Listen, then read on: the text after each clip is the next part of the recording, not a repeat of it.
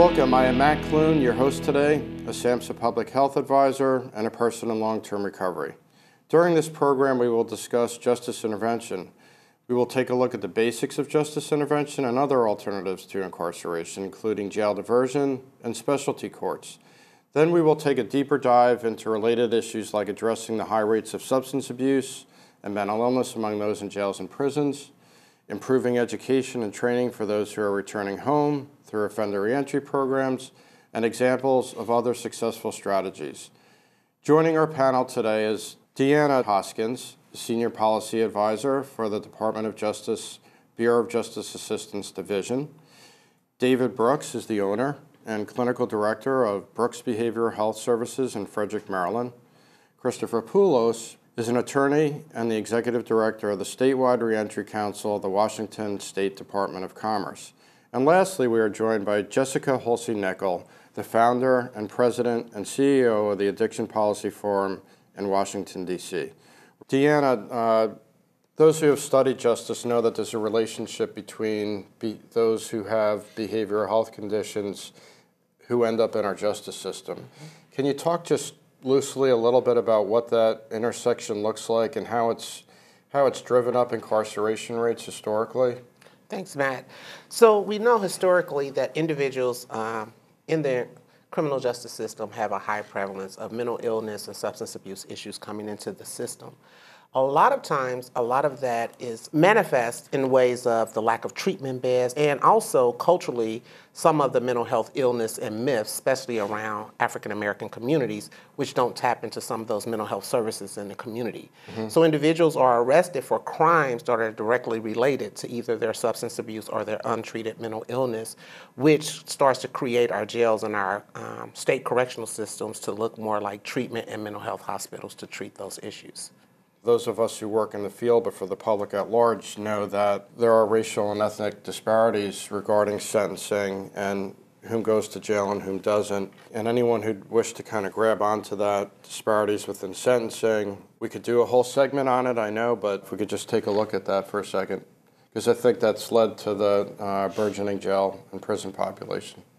A lot of the sentencing that usually occurs doesn't take in place for the mental health or the substance abuse. They say like someone is caught selling drugs, they don't look at the substance abuse that then correlates with that selling of drugs. So when that person is sentenced, they're sentenced as if they are a criminal, but they're not sentenced as if they have a substance abuse issue that then perpetuated the criminal behavior. So that's what I've noticed, that people have had extended periods of sentencing for longer amounts of time without having the proper treatment in place to then subdue that types of behavior. Jessica, I'd like to follow up with that question. What do you think are some programs and policies that we can utilize that are pragmatic to diminish some of the punitive actions we've talked about that are spiking our jail and prison populations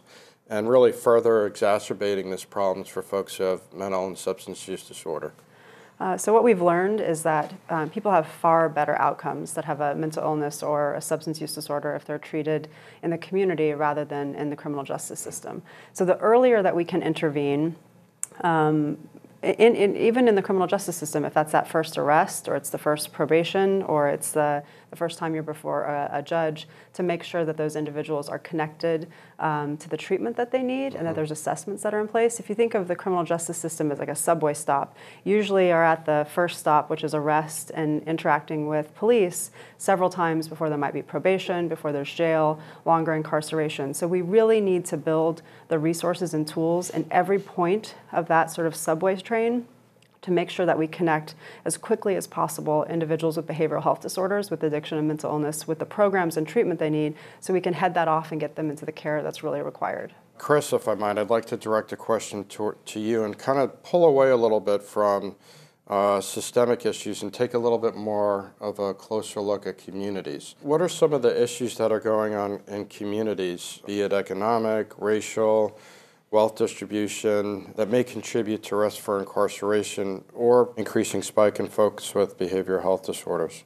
I think we really need to start way upstream of criminal justice system involvement and look at what resources communities have, what levels of education communities have, and the disparities in those issues before we even get to incarceration and how people of color and lower income people generally are much more likely to be criminal justice system involved rather than a purely behavioral health response. And the way that I think about this, so when I was in my third year of law school, I was able to represent children facing criminal charges. And people of color were disproportionately among my clients, and then every single one of them was from a lower income, either neighborhood or town, city in the Portland, Maine area where I grew up, and without exception. And so the way I see it, and this was actually a friend of mine's quote, Andrew Berkey, who started Life of Purpose Treatment, he used to say, rich kids go to treatment and lower income people and often people of color go to jail. So policing is a big issue with this too. Policing is not conducted in the same way in Greenwich, Connecticut as it is in Bronx, New York, for example. There would never be a stop and frisk in Greenwich, Connecticut in an affluent white neighborhood. So that's how we can begin to answer why certain folks are ending up in front of a judge and other people are ending up at a treatment center in Florida or California. What kind of behavioral health care training is available that can benefit all these actors in the system, adult and juvenile court judges, prosecutors, defense attorneys, parole and probation officers, court managers, that might be make them more mindful and sensitive to the behavioral health issues of those who pass through their doorways every day? Looking at this from a holistic perspective, I think one of the biggest issues that we have to focus on, not only with behavioral health training, is cultural competency.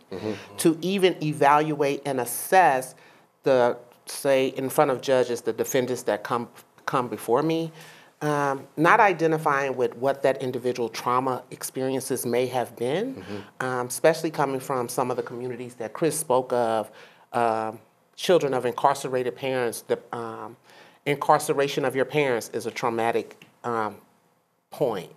The actual police coming into your home to arrest your parents is a traumatic experience, telling you your parents will be right back and they don't come back for 20 years. So now you have this child who has been acting out in behavioral ways, have grown up and started utilizing substance to deal with some of the issues. None of that traumatic history or experience is even evaluated in the sentencing of the individual standing in front of you. Is merely based on the crime and the discretion of the judge. So I really say, outside of behavioral training, we have to really start talking about the cultural competency and the experience of the individual standing in front of you and what's the best treatment for that individual instead of trying to create a cookie-cutter approach system. It's been a very thoughtful and rich discussion. Stay tuned for our next segment where we discuss alternatives to incarceration programs as public health solution to a public problem.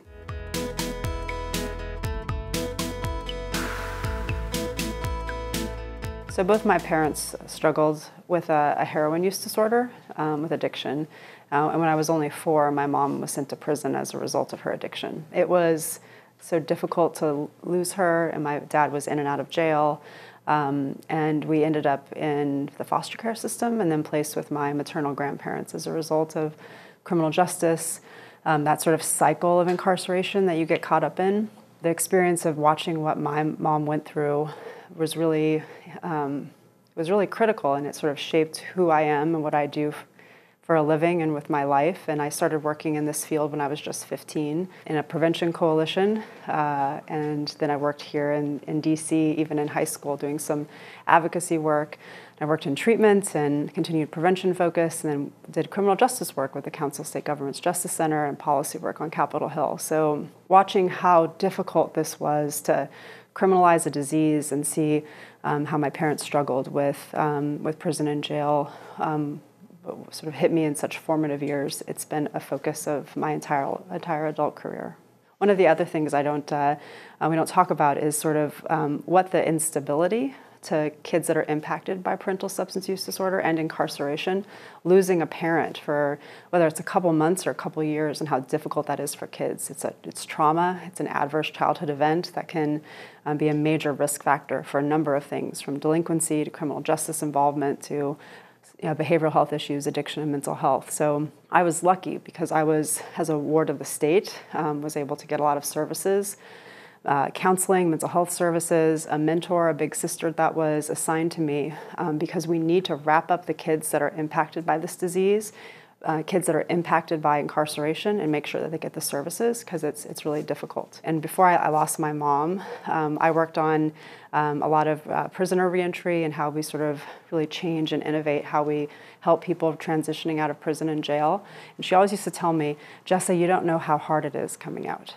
Right? And that just sort of stuck with me, that we need to make it easier for people coming home, that are coming home with a disease, with substance use disorder, with mental illness that they need to handle. And we need to make it easier for the families that are impacted and are trying to rebuild their own family structure after that disruption.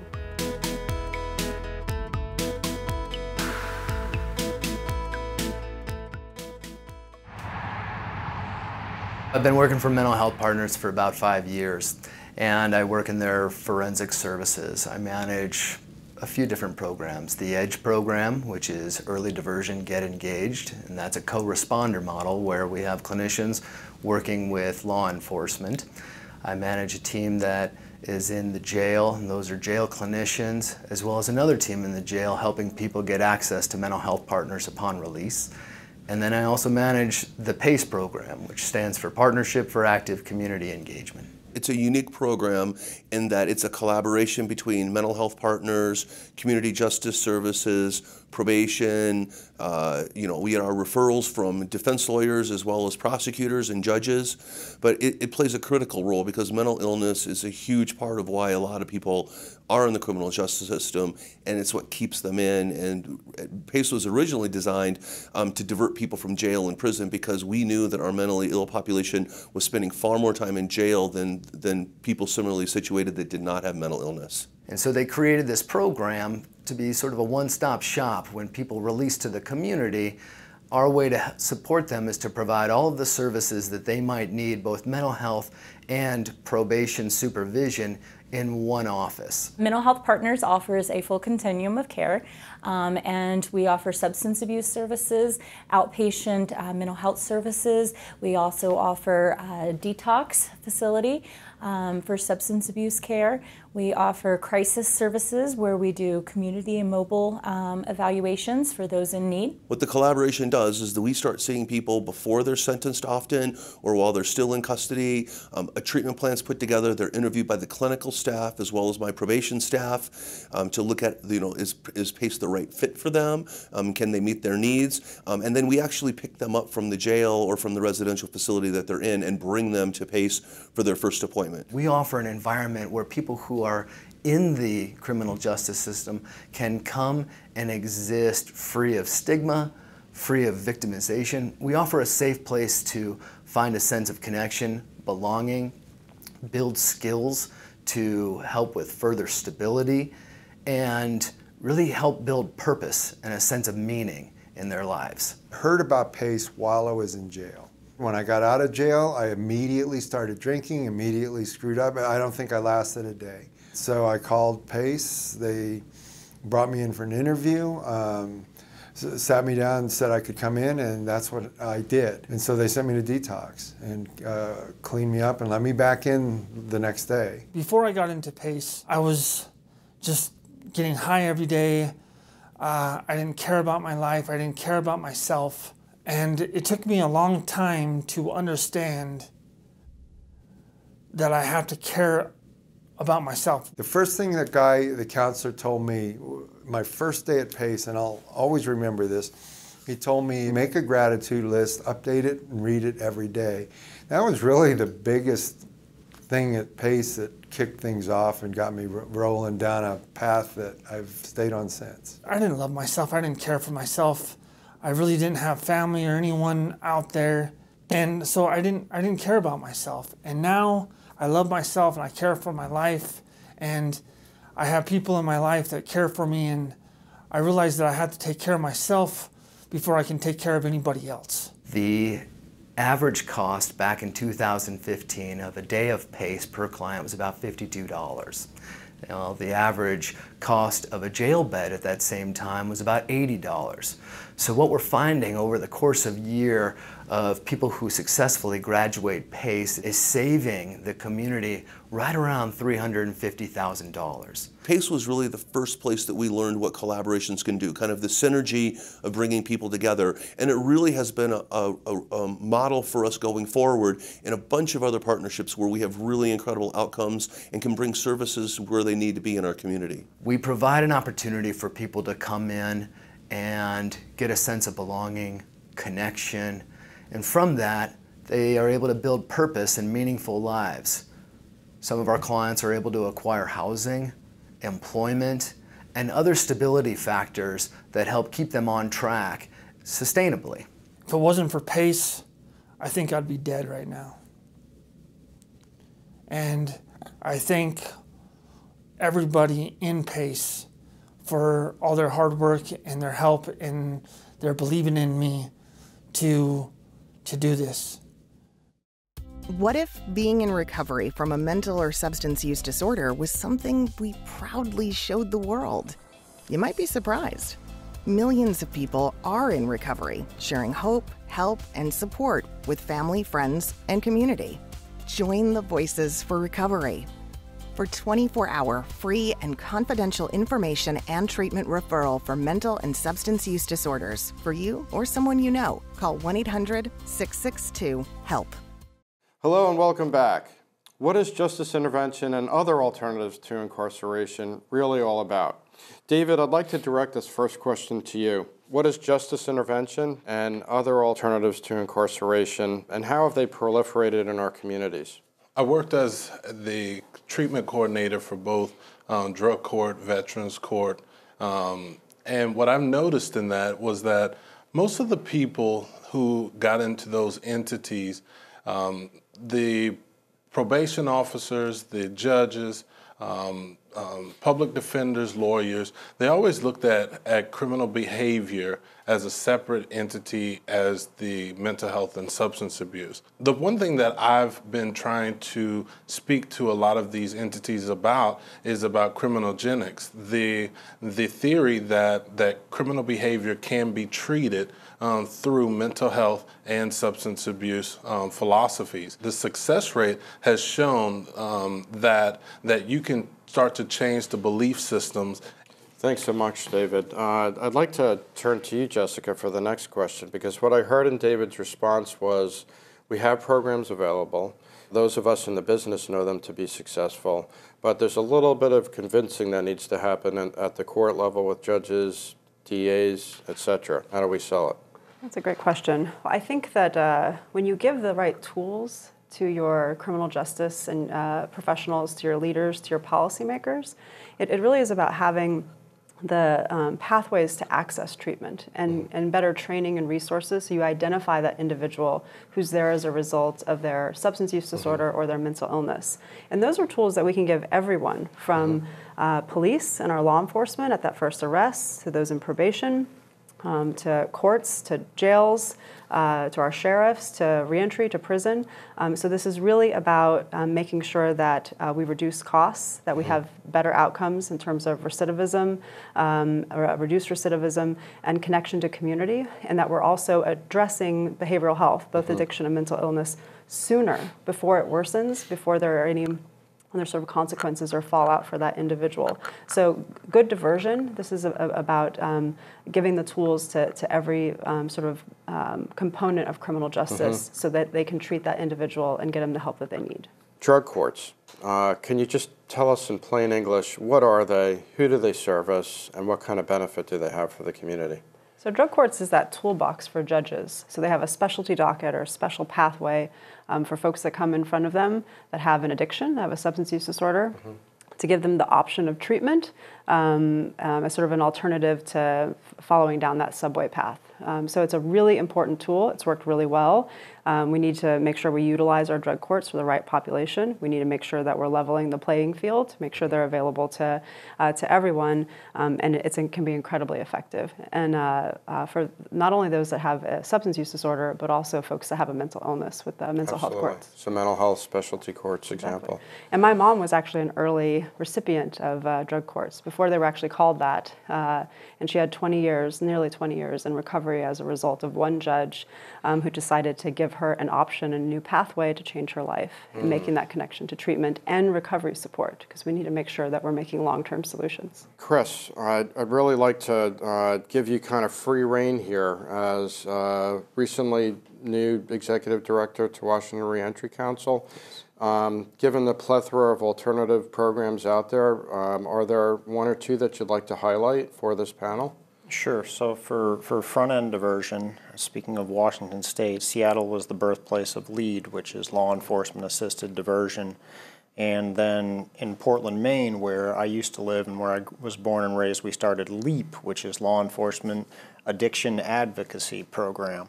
And in both of those scenarios, what happens is when someone is breaking the law and it's not a major incident happening, the officer has the discretion to redirect the person away from the normal criminal justice process and toward a structured solution.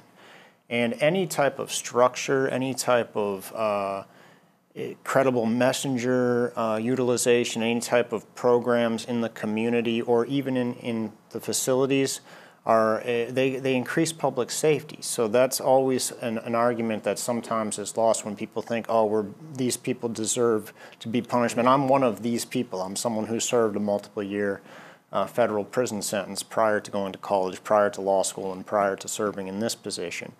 And what would have been great was if one time a judge, a prosecutor, a defense attorney had attempted to interrupt my progression. That didn't happen. So by the time I was 24 years old, I was arrested for the first time at age 15. By the time I was 24, I was no longer eligible for a diversion program. I was eligible for the federal penitentiary.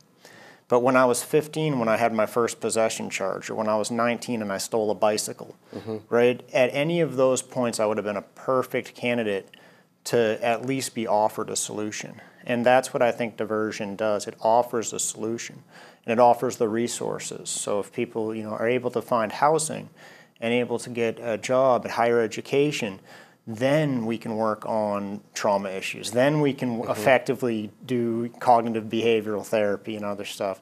But until basic needs are met, it's very difficult to do that. So law enforcement assisted diversion on the front end, and then structured reentry programs with wraparound services that have a strong community involvement and the community coming into prisons to view people who are incarcerated as people, as fellow human beings and fellow citizens. Anything like that is incredibly useful and helpful.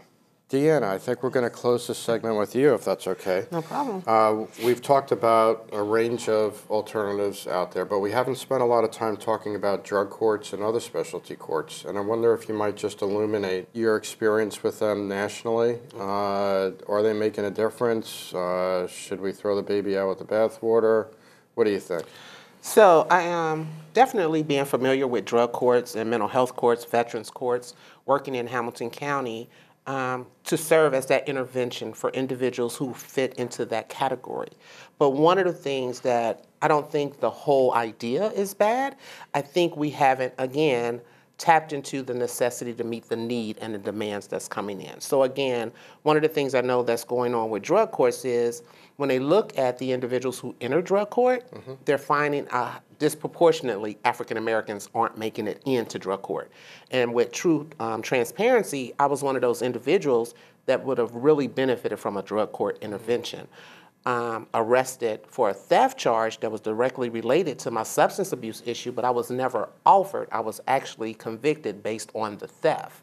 So looking at how do we, again, look at the training opportunities. We've trained on the actual wraparound services that drug court, veterans court, mental health court all takes into consideration, bringing behavioral health in. But have we actually looked, again, tapping into the cultural competency and not creating another cookie cutter approach program of, oh, we recognize everyone who comes into drug court doesn't have to be arrested for a drug-related charge by the revised code of that state.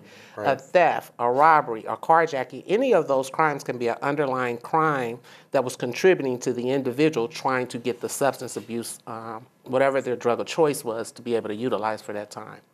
When we return, we're going to discuss how to support evidence-based and recovery-oriented practices in justice intervention.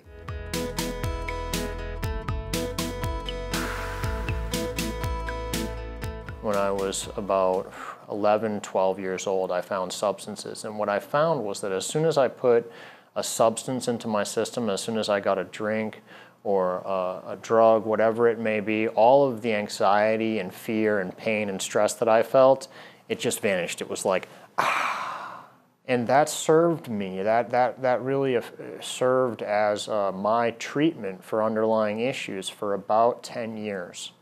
And at age 24, I got to a point where the alcohol and drugs were no longer providing me any type of relief. And thankfully, I was able to access treatment through the state. I didn't have any resources. And at that time, the state of Maine, where I grew up in Portland, Maine, I was able to get treatment through the state. And I was able to get well and dive into a peer-to-peer recovery program. And thankfully, I've been sober. I've been in recovery ever since. Several months into my recovery, into my new way of life, I was indicted on 5 federal felony charges for behavior that I took part in prior to my recovery, prior to my sobriety. I had been selling drugs to support my own drug addiction, which is highly common. So I went to prison, but because of being in recovery, I went to prison in a much different state than a lot of people. If I had not gotten treatment before that, I simply would have resumed similar behaviors right in the facility as I saw happening all around me. When I came home from prison, I was able to get into college, thankfully. I actually had a prison psychologist help me with the financial aid forms and really go beyond the scope of his job and care. Someone in the Federal Bureau of Prisons helped me through that process. And I did access college at the University of Southern Maine.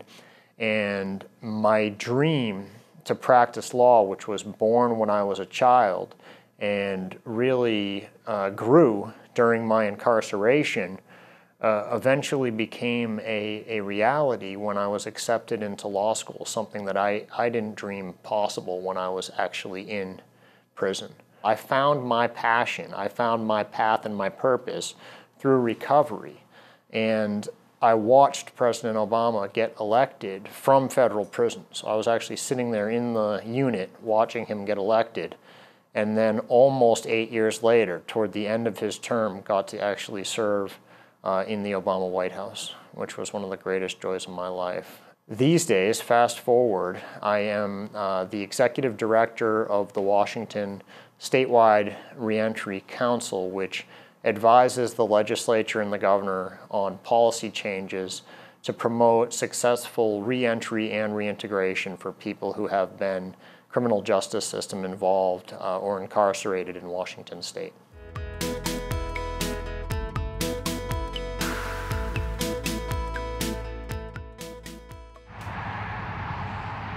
The situation here we find in Knox County involving the opioid crisis, the mentally ill that we have locked up in our detention facility is to the level of crisis without any question, we believe. We have about 1,500 prisoners, so we say that at any time we have between 18 and 25% of those people have some kind of mental disorder and some kind of dual diagnosis of drug and alcohol dependency. 100% of our property crime is, if you look deeply enough, is opioid based. It's to the point that something has got to be done about it. It's not getting any better, so we know that we have to train our individuals in law enforcement. That's something we've really never had to do before. So with the help of Helen Ross McNabb, we've been really able to train our people to deal with those individuals that we see. So the Helen Ross McNabb Center is a community mental health center based in Knoxville. It's serving 25 counties in East Tennessee. And our mission is real simple. We're about improving the lives of the people that we serve. And we do that in a variety of ways, through mental health care, through substance use and abuse care, and social services that we provide on a regular basis. The Helen Ross McNabb Center has worked with local law enforcement for many years. It's important that we engage with law enforcement for anybody who might come here for treatment in case we need to liaison for them in the legal system. Helen Ross McNabb Center has a large continuum of justice intervention services, working with the Sheriff's Department to provide mental health and substance use care in those facilities. Officers are not trained to deal with these type of individuals. And initially when we started this program, we asked for volunteers of officers, men and women, who wanted to go through this program. And up until this point, every single one that's been through has been voluntarily. So they want to understand this better. They know that they deal with these people on a daily basis. And with this continuing training, it can't get anything but better for our community and for our officers. We created what we call now as a behavioral health urgent care center. It serves individuals who come upon law enforcement in the community that could be better served than our jail. We chose to provide criminal justice case managers in conjunction with the individuals that worked inside of the jail, because the best laid discharge plan, if you don't have someone there that meets you when you walk out of that door and helps you navigate through the behavioral health system, sometimes it'll just fall apart. I got involved with this program. I got into some trouble around 2017, and I actually heard about the program through the jail in Jefferson City. We chose as a center to attach case managers to these individuals to help them fall through with a discharge plan. A lot of the ones that are incarcerated, they're not even aware that there are resources out there. Some of them are in there who have no home when they're released. Many of them have no ID, Social Security card, or anything, with no means to access these things. It's really important to them just to have somebody for support, because, you know, sometimes they've burnt every bridge of support they've had in the past, that they know they can call me and that I'm going to support them and not judge them, and I'm here for them.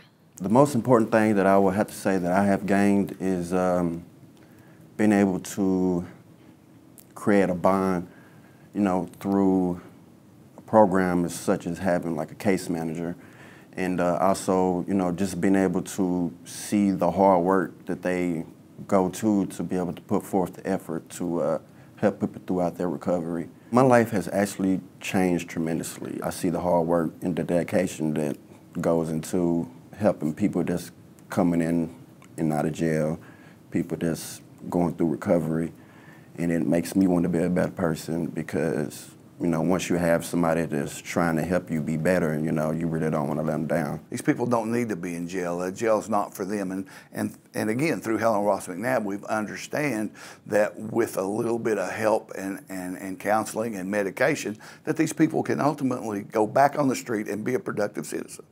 Recovery from mental and substance use disorders is real. You can recover. It's possible. It happens every day. Never give up on yourself. Discover hope and help. I thought I was too far gone. I wasn't. Join the Voices for Recovery. The world is a beautiful place again. For 24-hour free and confidential information and treatment referral for mental and substance use disorders for you or someone you know, call 1-800-662-HELP. Thank you for joining us again. Deanna, please tell us a little bit about the Sequential Intercept model and why it's such a useful framework for us to think about alternatives to incarceration for those with both mental health and addiction issues. So when we think of the Sequential Intercept model, you have pivotal points that intervention can take place. So even when a police officer is getting ready to make an arrest, that's a pivotal point that some type of intervention can take place at that point. Your next stop may be to the local jail, and pretrial services. That may be another pivotal point that intervention can then take place before an individual is even, going to trial and different things, working with a judge. There are actual things on the front end, that different stops that can take place around mental health services, substance abuse treatment, out in the community that won't cost the correctional system. And also throughout the system, prior to what they call pre-sentencing, there's another intercept that can be done there. Once the individual is sentenced, are they sentenced to serve time, or are they sentenced to a community-based correctional that focuses on behavioral health services, mental health, substance abuse, and different things of that nature. And also on the back end, a lot of times individuals, you'll hear reentry starts at the front end, and it does. It starts preparing. A person may commit a crime that they have to serve time for, but can we get to the core issue of why the crime was even committed and start preparing that individual along the way through their correctional sentence for their reentry back into the community. So when you look at that subway, there are different stops, things that can happen and take place, and different actors within the criminal justice system play a role. So you have your police officers, your pretrial, your prosecutorial intervention can happen, judges, correctional staff, reentry staff. There are all these pivotal points that we have to address that would be a reduction in cost on the system and taxpayers as a whole, but also treating individuals, as Chris said, as individuals, and treating the issue and not the crime. David, can you tell us a little bit more about, specifically, how have behavioral health care organizations partnered with Justice? Well, when I first got into treating substance abuse issues while people were incarcerated, when I first got the position, our recidivism rate was roughly right around 38 to 40%. They would reincarcerate within 1 year of leaving a facility. I changed the program into just focusing on the behaviors. I got away from the substance use and just looked at the behaviors like trust, being oppositional. Those kinds of behaviors was leading to people coming back. And what happened was a lot of the facilities that were doing outpatient outside of the jails, what they were doing was they were catching people that were coming out, and they would focus on the old way of treatment, where they would want to go back, look at all their trauma, look at all of the reasons why they might have gotten into this predicament. But by the time they started, they were already back incarcerated because the behaviors never changed. So what I've seen in Frederick County was we've really kind of taken all of the entities and educated everyone. Drug court, when they had veterans court, just the probation officers, everybody's kind of on that one level of saying these people really need to address the behaviors. And then what I've noticed is looking at real assessments. Taking those assessments and then, as you said, within the sequential model, assess them at different points to kind of see where are you at now, because what's happening is people sometimes might not be assessed correctly and they're thrown in levels of care that is unneeded, that's ultimately going to cause harm to them. And so this is one of the things that I think behavioral health, we've always had that an inmate versus a client mentality where people on our side, we're looking at them as clients or patients. Right. The people that are in the justice side, they're looking at them as criminal inmate. And so when we start to blend those two models together and just look at people as human beings, we will notice that some of these behavior and the stigma will be taken away. I've heard the word assessment, addressing behavioral health care needs as early as possible within the system. And I'm wondering, for those who aren't working in the system, who are the people who do that? Are they justice employees? Are they behavioral health employees that happen to be subcontracted with justice? What's been your experience? Well, I mean, I know for most time it should be like a drug court coordinator should be able to start to assess these types of criminal assessment needs and risk factors. But in the community, I'll be honest, there's not a lot of providers that are assessing criminal behavior. They're just looking at it in the eyes of what substance are they using, and sometimes they miss some of the pivotal aspects of a person's life, and they're kind of looking over them, and then they end up recarcerating. A law was passed in the state of Ohio that every criminal justice entity within the state of Ohio has to use the ORAS, the Ohio Risk Assessment Tool. Okay. And what that allowed you to do was everyone, all your criminal justice players became certified or had to be certified, so your local jail has to be certified because you are actually assessing the risk of returning to jail if they're given bail. At pre-sentencing, what is their risk of reoffending if you sentence them to the community? Once they get to the Department of Corrections, what is their risk of reoffending, and what can we provide now to reduce and remove that risk? So when you start utilizing it and mandating it through a state legislation that this is what we're going to use in our state, we're going to make sure that anyone that enters the criminal justice system in the state of Ohio, that they're assessed based on their risk and needs, and that those needs are addressed as much as possible. I think one of the disconnects, again, as David said, is we haven't pulled the community into that.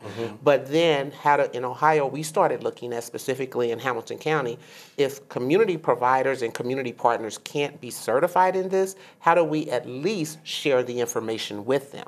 So if I'm returning to the community and David's going to be the behavioral health center that I attend, David should be able to understand and know what is my risk of offending, what was my score on my mental health and my substance abuse, so he can provide me the correct community interventions that are needed for me. Thank you so much. So what I'm hearing is no matter who's delivering the assessment of the service, as long as the core competency is there and the information's there, be it Justice Sector or behavioral health that we're delivering. Yep. Chris, if you don't mind, I'd like to address this question to you. Are we at an emerging best practices stage in its development, somewhere in adolescence, or are we further down the road into evidence-based practice, or a little bit of both? Sure. Well, I think that it depends on exactly what the standard for evidence-based practice is. So if it needs to be something where it's evaluated by a research staff at a university, documented over 10 years or something like that, I love the theory of evidence-based practice. I don't like it when it precludes programs and initiatives led by community organizations that don't have the funding or don't have the grant capability to have a program evaluated. That's one issue I see sometimes with when something is, when evidence base is very narrowly defined. So I also think that a promising program, a promising practice, just like any other more formal therapy, can be documented. The results can be tracked, and so if for example, there's a program called DADS in Washington State, it helps reunite fathers who have been incarcerated with their children when they come home. Now they don't meet the Washington standard for evidence-based because they have not been evaluated by a nationally recognized research organization. So what I do, I said, how much would that cost, right, if they wanted to become evidence-based? And it was something like $30,000 to $50,000, something like that. I don't remember the amount, but it was overwhelming for them at that point to join that. So what we would like to do is with programs like that to help have some track the results somehow, right? So we can at least look at what's happening in the general population of people who are returning from incarceration versus people who are doing this, and have measures beyond simply recidivism. Did the person complete their GED in this program versus the general? Did they get a driver's license? Did they secure housing? Have they gotten back in touch with their family? And have all those measures which any of these programs can do for little cost. And I think that's through documenting that stuff is how we can eventually help emerging promising practices become quote-unquote evidence-based. There's been a lot of really great evidence-based practices shared here on this panel during the segment, and I want to thank you all. Next, we will discuss intervention and other prevention strategies for at-risk populations that we ought to be taking a look at.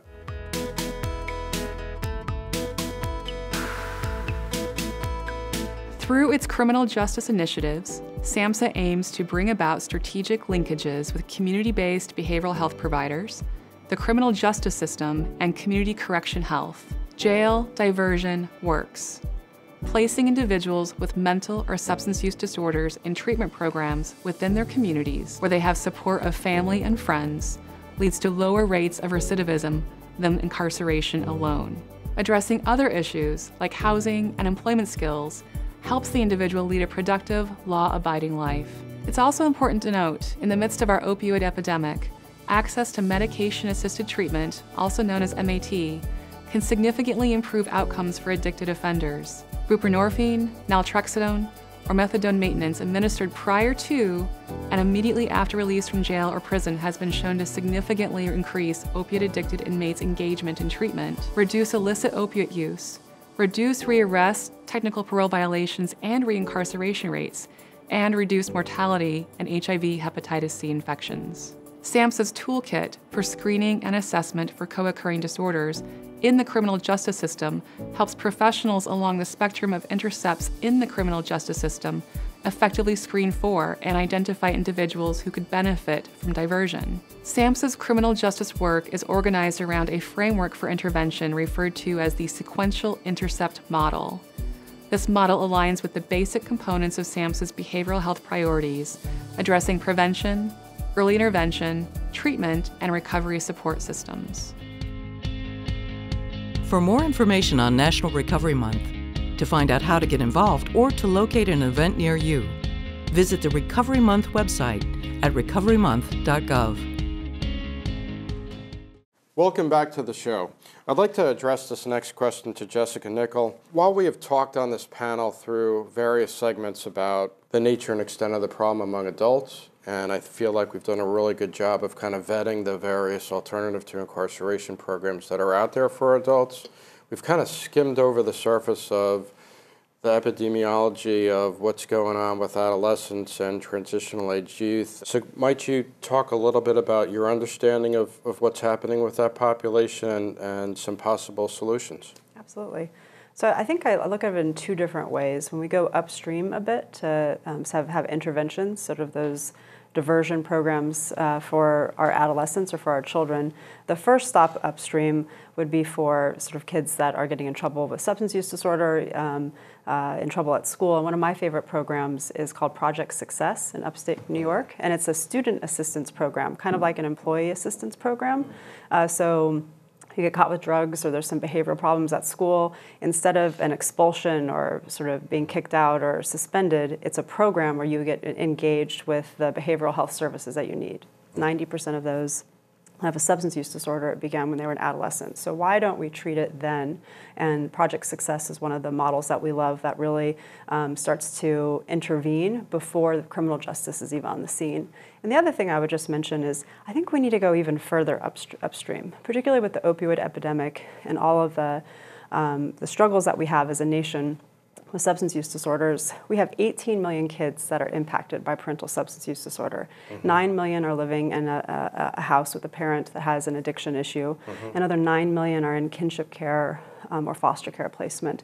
And we know that the number of adverse childhood events, how much trauma that you have, that you are at higher risk, not only for mental illness or addiction yourself, but also for criminal justice involvement.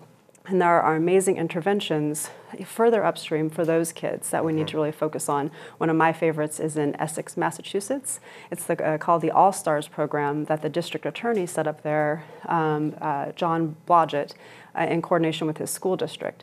And it has an intervention or an assessment and real programs and services from the behavioral health community in partnership to make sure that they're getting those kids the services that they need. So go upstream, the adolescents that are starting to struggle with behavioral health issues, and further upstream to really look at the kids that are struggling with this in their families. Are there other programs that intervene at an earlier point in time before kids end up hitting the juvenile justice system that you may be aware of that would be potentially useful or are useful in addressing behavioral health care issues? There is a program in Ohio called Community Connect, utilizing community health workers to go into disadvantaged communities, impoverished communities, to work with mothers who may be pregnant and not connecting to prenatal care. So connecting mothers to women, infants, and children, because we know that research states that individuals who don't receive proper nutritional value during their early prenatal stages, the children are more susceptible to delayed educational, delayed developmental disorders and different things of that nature. So utilizing and going into those communities early on and even working with parents who are pregnant and working with those children to make sure that they have the best opportunity as they enter into the world is another program. I think I want to address this question to either David or Chris. I wonder if either one of you or both would be willing to talk a little bit about how do we get peers engaged more in the justice system. Please cite some examples you're aware of. So one of the programs that we are working on developing in Washington State is loosely based on a program called the Ride Home program in California, where people who are returning from incarceration and did not have a ride home, men and women who have been incarcerated would give them a ride home, as simple as it sounds. And taking that model but expanding it to a relationship that begins, depending on sentence length of the person, up to maybe 18 months before release, and beginning to build a relationship between a person who lives in the community that the person who is incarcerated will be returning to, and start to build that relationship well in advance of release, intensify it, step up the contact around the time of release, and then continue it with no firm stop date, as far as this is when you're completed. And we would, in an ideal world, the people leading that would all be credible messengers, people who had that experience themselves. And for me, my view is that it's incredibly necessary to have allies involved in all aspects of this work. But there is something unique about being able to say, this was my experience on the day I came home. This is what happened. This is what I encountered. This is how I felt. And this is why it's important. This is why it's important to stay on the right track. This is what my relationship with my son looks like now. And you just can't learn that feeling from purely academic experience. So what we're looking to do is develop this program with the lofty goal of having it available to anyone in the state who is willing and able to begin a mentorship, credible messenger relationship with someone who has been directly impacted by incarceration themselves and serve as a guide. Thank you, Chris. David, did you have any programs that came to mind? Or? Well, I was listening to what you said, and one aspect of it that I don't think we've really addressed or talked about was I used to have many clients that would leave the jails and they would have their minds set on recovery. And within 2 weeks, I would read their name in the newspaper that they passed away. That desire, it's something when that fresh air hits them, it just seems like all of the recovery and all of the thoughts are just gone, And so those types of programs helps kind of give that warm handoff to the community. Now, the issue is whether or not the community is ready for them. Because sometimes, for me, I've had my charges. When I went through it, my judge cut my driver's license up, told me, can't go to college, can't do this, need to do this, and I felt so overwhelmed, and the only peers that I had to talk to were people that were in the same thing I was doing. There was no one that was saying, hey, there's a different way. So for me, I love to see peers. I have peers that walk people straight into my office. No schedule, no appointment, just walk in. And when I see them, I stop everything that I'm doing just to greet them. Because what I've learned is love is paramount. Yes, we can have all of the programs, we can have all of this, but if someone does not see that you love them or that you care, sometimes they just walk right out of your door, no matter what type of program you have. So that's where I think peers come in, because they truly have that intrinsic motivation to help the next person. And so I think every community, we have it in Frederick, it's called CORE. A lot of the peers, as soon as they come in, there's a centralized location that they can go to, and then they kind of spring them out from there to wherever they need help. So that's my focus on it, is getting the community to kind of stop the stigma, to not put people in boxes, into categories, keep it individual and meet them where they're at. Some of them are scared, some of them have no employment skills. Whatever it is, meet them with the community that can say, I have that issue, I can help you. You know, and if I can't help you, I can take you to someone that can. I'd like to give the other panelists an opportunity to do just a quick wrap-up and final thoughts. Jessica? There is incredible innovation out there when it comes to diversion, alternatives to incarceration, and real leadership in all of those subway stops in our criminal justice system. And I think we need to work on how to bring that to scale to make sure that we are providing these programs, these new toolboxes to as many of our communities as possible, and we can really see some real results to change how we intercept people with mental illnesses and addictions. Deanna. So I think one of the things for me that I would like to hit home about is that this model that we've been speaking about, the peer-to-peer model, the interventions, is not new. We've done it for years with AA-NA. It's the same concept. I think the individuals that we're speaking of are not seen as humans to the individuals who are resistant to the innovative ways. They don't see formerly incarcerated individuals as leaders in this movement or in this moment, or people who are returning with substance abuse as mental health. But inviting them to the table to help make those decisions and some of those rules or design some of those programs is going to be very imperative for the program's success in the different areas. And I know through your programs it's increasingly happening. Yes. No small thanks to you. Chris, final thought? Sure, thank you. The most important thing for me to understand is that I could not get well so long as I felt I was inherently bad, so long as I thought I was a bad person, so long as I thought I was a quote-unquote intentionally here addict, felon, ex-convict, all of these stigmatizing terms. I thought that was my entire identity. I had no idea that those were, in fact, I had a treatable condition called a substance use disorder, and once I got well, amazingly, I stopped committing felonies on a daily basis and began to heal and help my family heal and my community heal. So once I learned that I wasn't inherently bad and that I had a treatable condition, that's when everything began to change, and that's what I try to pass on to other people. Lastly, I'd like to pull David in, and I wonder if you might have any final thoughts. I think the only final thought that I can truly think of is that criminal behavior is treatable. For so long, people have just thought that you have to just throw them in jail, throw the key away, and just keep them in there and never live again. And that's my final thing, is that criminogenics is real, the therapy is real, and people do recover from criminal behavior.